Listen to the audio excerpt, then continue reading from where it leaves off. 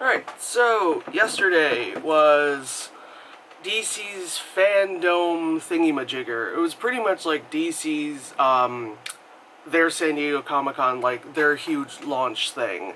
And they dropped a lot of things, And I'm just gonna quickly talk about them, since I've learned in the past if you, like, directly react to a trailer, everything gets claimed, and then you're just like, well, I thought I'd make money off of this anyway, but now everything's even worse, somehow. Yeah, so the first thing dropped, well, I'm looking at their, Instagram, so this is what I'm going by, first thing dropped. The Wonder Woman, 1984 trailer. Like, we saw whatever the teaser shit before was, and, this, you see more of, Kristen Wiig as What's-Her-Face. I'm tired, I can't even think of names anymore, but yeah, you get to see that. One of my colleagues was saying how, they probably, like, their visual effects team probably benefited from Cats, Like, how horrible Cats looked. Oh god, why am I so washed out? Jesus. Okay, here we go. Looking more like a person. Yeah, so, from, how shitty, Cats went, they were like, let's not go that way. So the one, and then you get to see a little bit more of Chris Pine being, silly, attractive man. So yeah, again, I'm excited for that, but I was already excited for it because it's freaking Wonder Woman. And how do cameras work? God, just tired. Anyway, next thing was Gotham Knights, the video game. It continues off from the last game, Arkham Knight. And yeah, it's, like Batman's like, if you see this, then I'm dead. And you're like, no, Batman can't be dead, that never happens. And then it's his children, doing shit and then fighting the Court of Owls, which fucking awesome, They all look great, we've got Nightwing, Red Hood, fucking Robin. I'm like trying not to say their names, but their character names. And then Batgirl. Yeah, so that looks freaking awesome. And funny enough, I guess because this drop happened on Steam, the last two previous games are on sale for like $4.99, which I got. I'm really behind on games, as you can tell that I'm playing the Telltale games. Next after that was the Suicide Squad trailer. And you know what? It's more just showing, like, well, they showed, there was two videos. It was the Suicide Squad, like the kind of stacked deck of actors and their characters and all that stuff. So some of them, they already have them like in costume, so like obviously like Viola Davis, Harley Quinn, Harley Quinn. It's always Viola Davis. It's not her character, it's just Viola Davis. But you know what I mean. Like, they're, Captain Boomerang, all of them, like, in their thing. And like, okay. And some of it's, like, it'll just be, like, maybe just, like, a headshot, not, like, a full body thing. Just graphics, pretty much. And it's, like, this actor. And some of it's just, like, this, and then just a name, So, it's already, like, holy fuck. It looks a lot better than the previous one. Harley Quinn is clothed. That was like while they're like cycling through the thing, I was like, especially after Birds of Prey, like, I hope Margot Robbie was like, yeah, I'll come back as Harley Quinn, but can I, like, have some pants on? And you see she has pants on, and you're like, okay, thank fucking Christ, And she's like in a dress, like a long dress, you're like, please, And if she's in anything, it's like in Birds of Prey, where she's like, yeah, maybe in some boom boom shorts, not like cheeky underwear, like, okay. And then the heels and the, like, come on. Like, impractical heels? Check.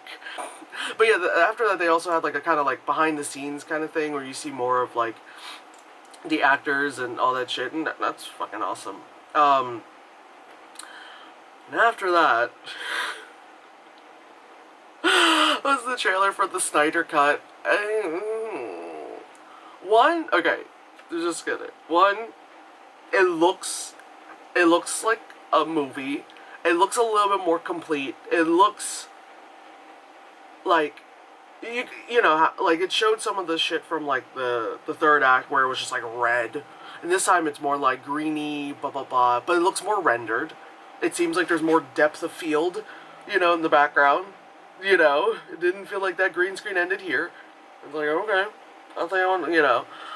So you're like, okay, it looks complete. I mean, you know, the movie came out in 2017, so I mean, like, if you were gonna work, like, you know, spruce it up, you've got some time, you've, you know, had some time.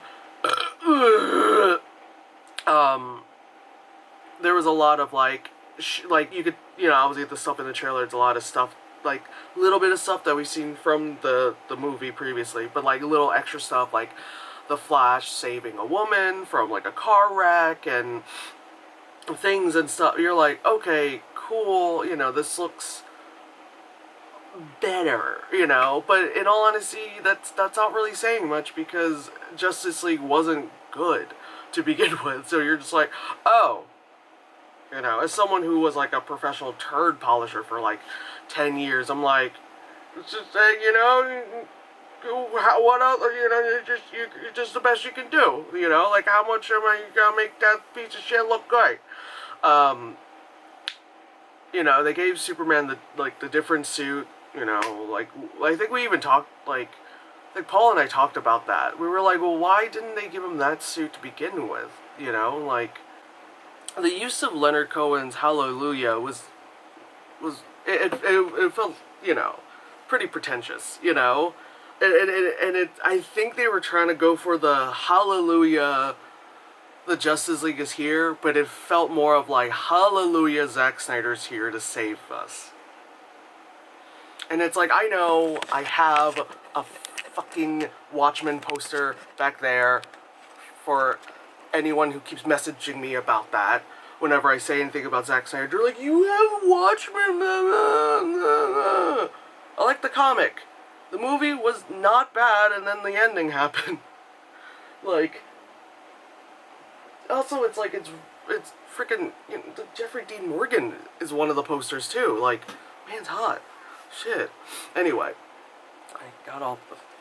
Anywho, so, yeah, it just felt really pretentious, like, hallelujah, Zack Snyder here to save us, and it's like, I'd rather die. And then, what was up with that aspect ratio? It was like a 4:3 squared, you know, like, aspect ratio, and, like, you would think, like, you know, I remember, like, I made the joke to Paul saying, like, were they only able to finish this like that, and then the sides, you know, they they didn't get the sides done. They were like, hold on, let's just crop it, you know, so people could just see this and not what's here, you know. And then I also had to call Paul to, like, calm myself down when I later found out that this thing is gonna be 4 hours long.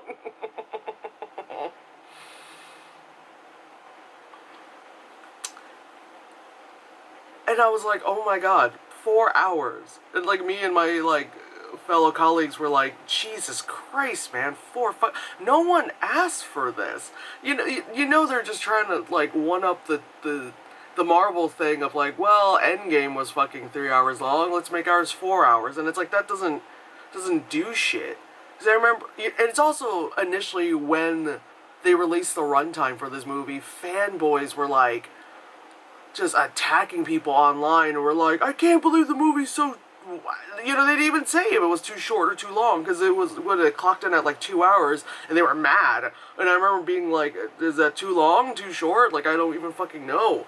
And I sat there in the theater watching the movie being like, this is not a movie. You know, it was my birthday, like, oh my god, and the dude mansplained to me how to use the soda machine. Because he was like, oh, I bet it's really confusing for you. I was like, really? This soda machine? That's clearly labeled and it's touchscreen?